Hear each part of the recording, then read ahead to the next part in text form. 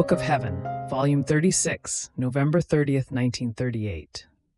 One who goes around in the Divine Volition and recognizes its works, receives the dowry that God has given her and forms the length of her days. She becomes the messenger of peace between heaven and earth. The Divine Generation. The bearer. I was doing my round in the acts of the Divine Volition, done for love of us, and it seemed to me that all of them wanted to be recognized. What they had done, how much they had loved us, and how they love us, for their love is not subject to ending. So, I was thinking to myself, what is the good that I do by always returning into the acts of the divine will? And my always lovable Jesus, surprising me, all goodness told me, "My blessed daughter, you must know that in everything we have done, both in creation and in redemption, we did nothing but form the dowry in order to endow the creatures with our own goods and works.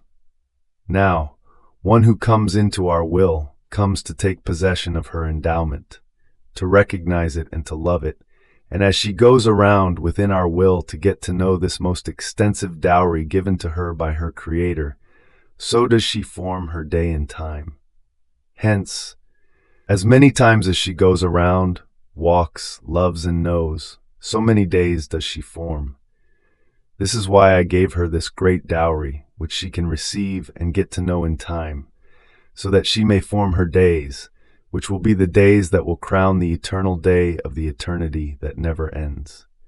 Therefore, the more she goes around inside our will, the more days does she form, which will render her richer and more glorious in heaven.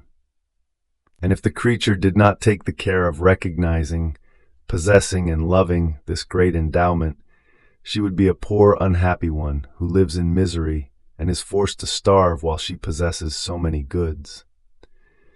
It would happen as to a father who endows his son with his very large properties, but the son doesn't bother either recognizing it or going there often in order to possess and enjoy the endowment that his father gave him. This son, with all the endowment he could possess, because he doesn't care and does not recognize it, goes from rich to poor. One can say that he has gone down from the nobility of his father, as if he was not his legitimate son. What wouldn't be the sorrow of the poor father who, while he is so rich, sees his son poor, covered with rags, begging for bread from others? If he had the power, this son would make his own father die of sorrow. Such is the state of our Supreme Being. Everything that we created was a dowry that we gave to the creature, to make her happy and rich, and to make ourselves known, who we are, how much we have loved her, and how much we have done for her. So one who does not go around within our works, does not recognize them, does not possess them, nor can he form the merit of his days in time. Isn't this a great sorrow for us? Therefore, always enter into our works. The more you come, the more you will recognize them and love them, and by right, you will take possession of them. Furthermore, each act done in my will is a messenger of peace that departs from the earth and reaches into heaven, coming to bring peace between heaven and earth.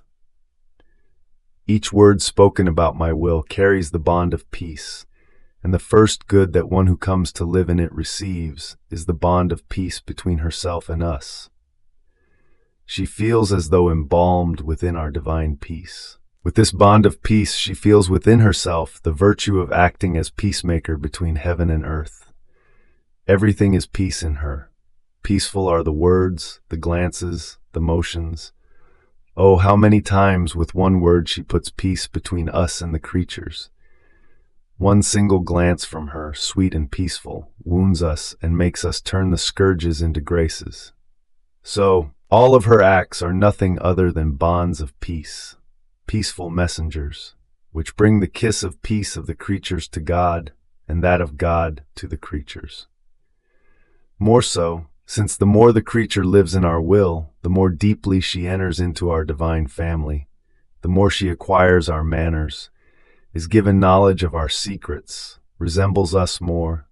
We love her more, and so does she, putting us in the condition of giving her always new graces, new surprises of love. We keep her in our home as a member of our family. We can say, she eats at our table, she sleeps on our knees. We cannot live without her. Our will binds her and renders her so lovable and attractive to us that we cannot be without her, nor she without us. After this, he added, My daughter, our desire for the creatures to live in our will is great. We find ourselves in the condition of a poor mother who feels the need to give birth to her child, but cannot. She has no place where to put him, nor anyone to whom to entrust him or who would receive him. Poor mother, how much she suffers. The same with our Supreme Being.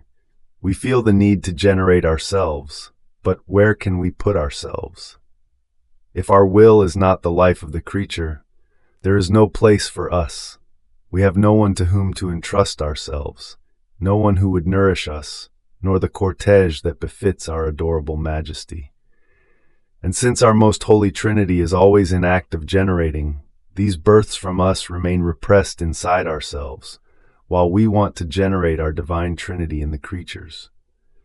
But since they do not live in our will, there is no one to receive our divine generation.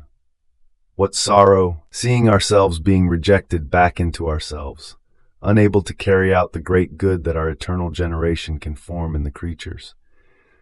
Our will embraces everything, and the soul who lives in it, as she forms her acts, becomes the bearer of all. If she loves, she brings us the love of all. If she adores, she brings us the adoration of all. If she suffers, she encloses the reparation of all. One act in our will must surpass, enclose, and embrace everyone and everything, and reaches the point of becoming the bearer of our Supreme Being. In fact, we never go out of our will, and one who lives in it can enclose us in each one of her acts, to bring us wherever she wants, to the creatures, to make us known, to the whole creation, to tell us how beautiful are our works, to our very selves, to tell us, see how much I love you, to the extent of bringing you your own selves. We find ourselves in the same condition as the sphere of the sun, which never goes out from within the circle of its rays. And if the rays descend down below to the earth, investing everything, even the tiniest little plant, yet the sphere, from the height of its position, never departs from its light. It moves together with its rays and does what they do. The same with us. We are the bearers of our will, and our will is the bearer of us. We are one single life, and one who lives in it becomes the bearer of our divine being, while we become bearers of the little human will, and we love her so much that she forms our victory and most beautiful joy to see our will fulfilled in her. Fiat.